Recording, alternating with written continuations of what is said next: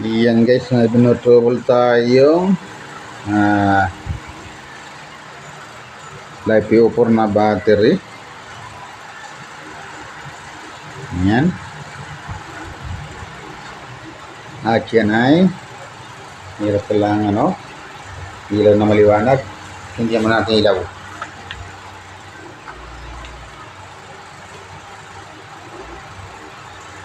Yan.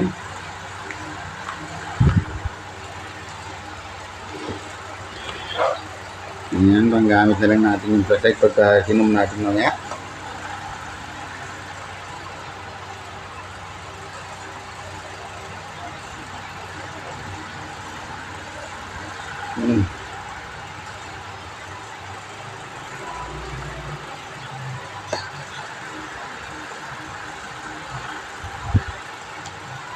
Yan, at siya ay nadali ng overcharge na nag 17 volts, so 19, nag-amap ng 19.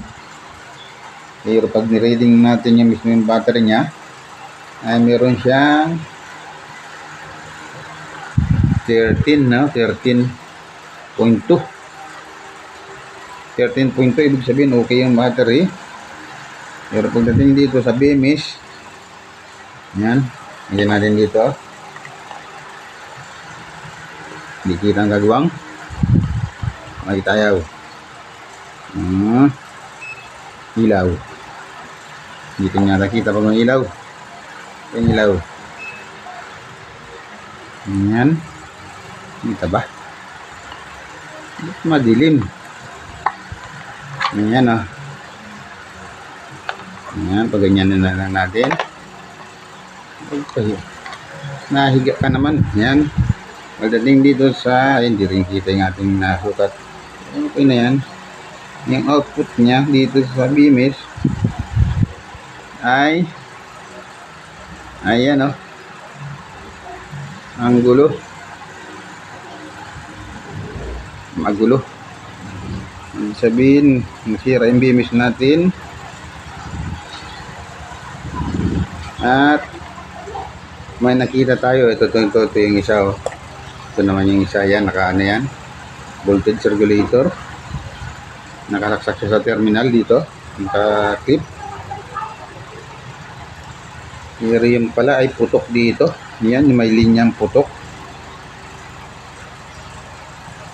Yan.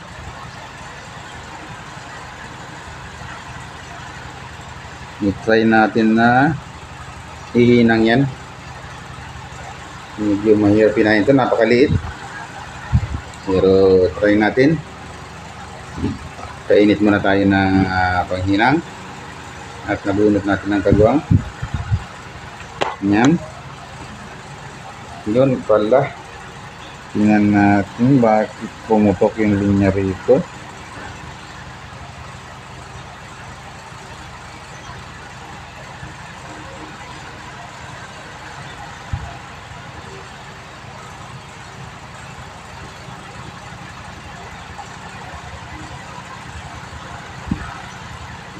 Five volts na lang ang lumalabas sa kanya. Yan. Ito sa kabila. 0 volts na.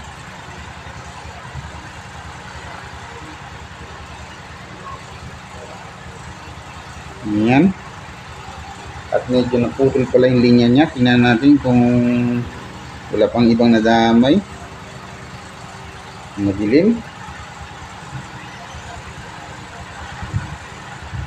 Yan, linya niya. Putol. Nako.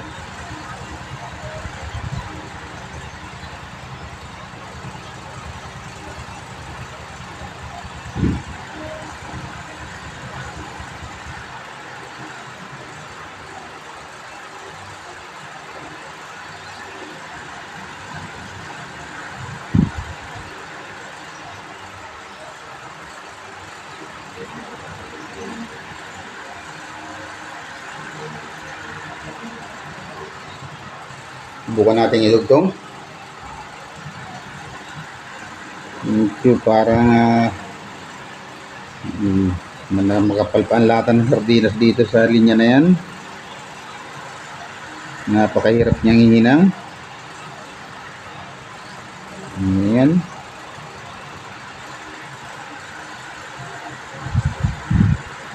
Nasunog yung kanyang linya. Po yan linya na dahil sa overcharge yung ano. Nag-overcharge siya. Ayan. Subukan natin siyang ihinang.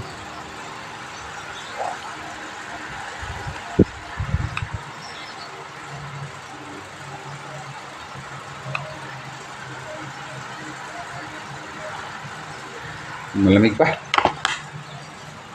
Ito, itong napakahirap sigurong hinang, napakaliit.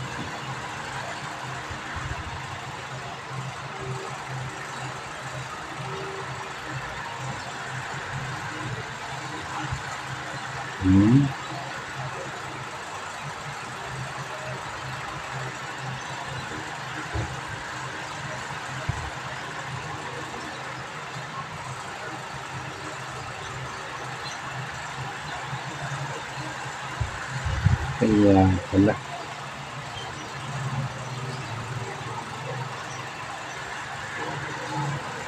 Switching IC. Napunta siya sa switching IC. Tingnan natin yung continuity niya. Napunta dito siya sa negative.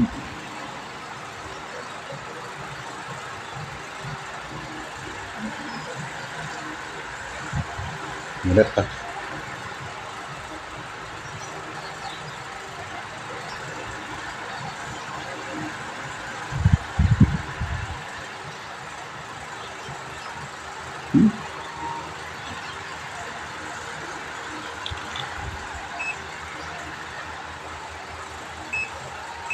Yan.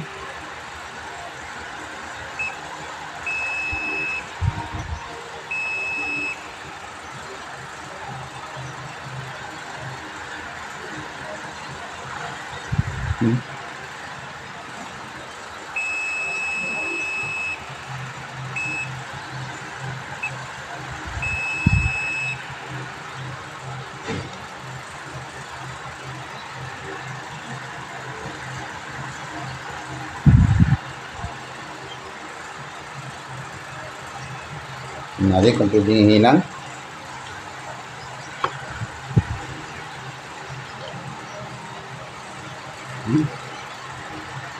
Ayun.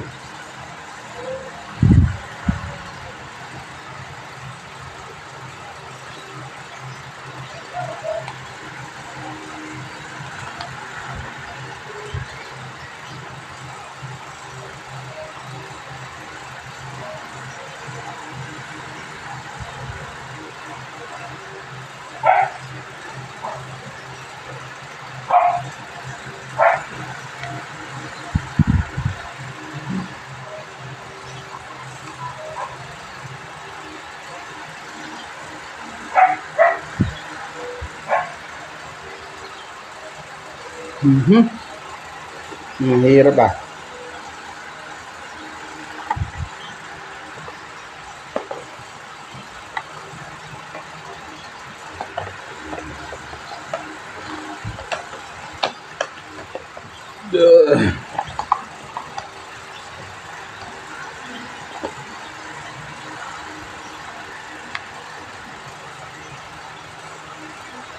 Nako. Tanggal na siya.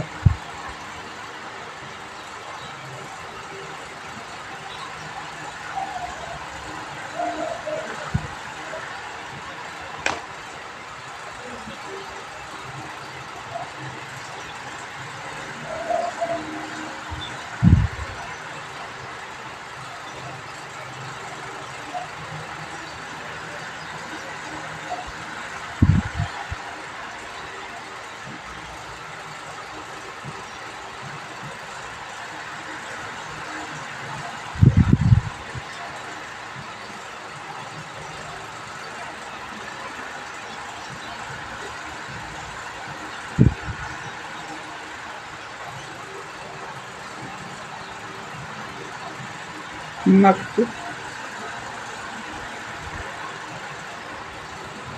Napakahirap ihinang.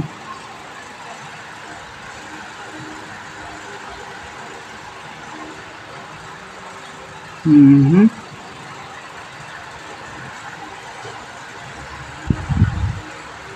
Yan, nabakbak na siya papunta rito.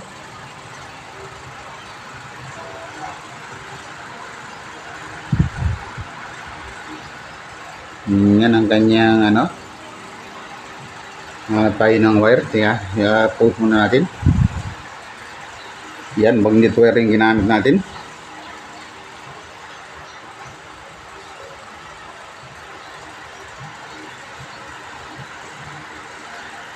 Siguro gamit din tayo ng sombrero na may flashlight. Huwag itong flashlight na to.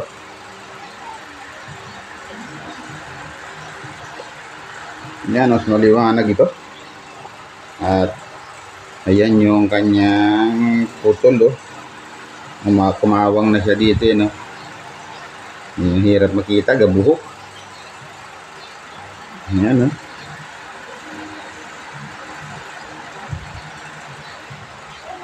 Subukan natin siyang lagyan ng jumper. Bahala, no? Baka mahuli tayo ng Meralco. Jumper tayo. Ano lang natin bawasan pagka okay.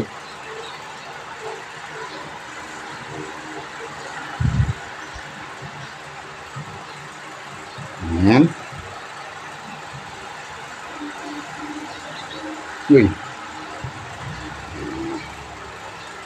Yan natin ng pinga yung ating magnet wire.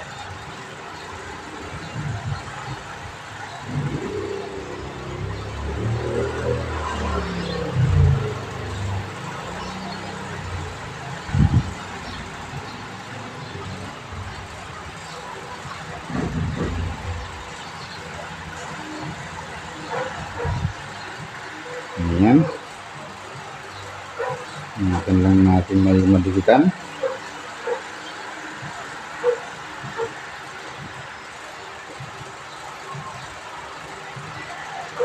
Okay. Una natin muna palang hinang dito sa kabila. Subukan lang natin na ayun. Ito nga. Yun nga ang putol na yun. Nag-stable na siya. Yan, oh.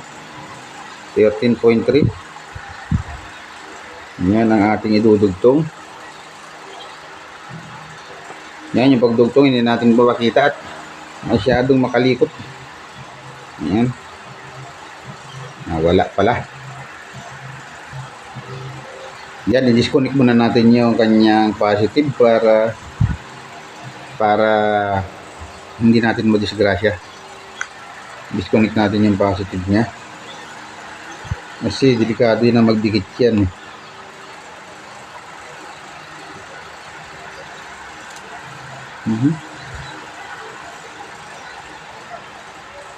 Dito eh.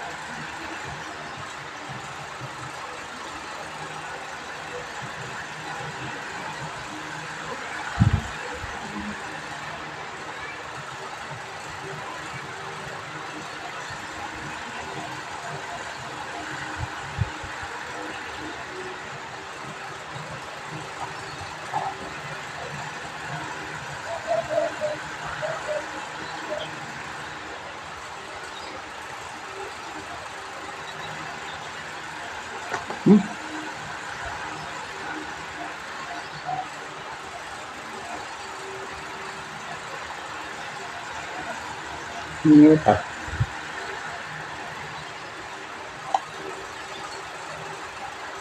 Uy, dito na lang natin tanggalin sa tornilyo niya. Yan. Na-post muna natin at masyadong mahaba. Masyadong masilan. Yan, nahinang natin. Lagyan na lang natin siya ng stick glue para hindi siya magalaw-galaw at mag-grounded. Yan, ilagyan lang natin ito. At yung paglagay, huwag na natin ipakita.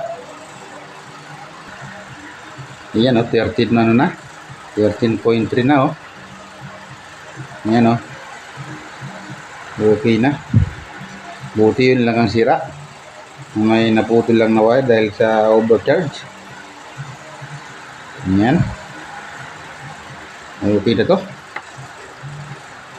Tama na to. Konting hinang lang. Yan. Hanggang dito na lang yung ating video. At okay naman na to. Hindi natin papakita yung pagbuo ulit.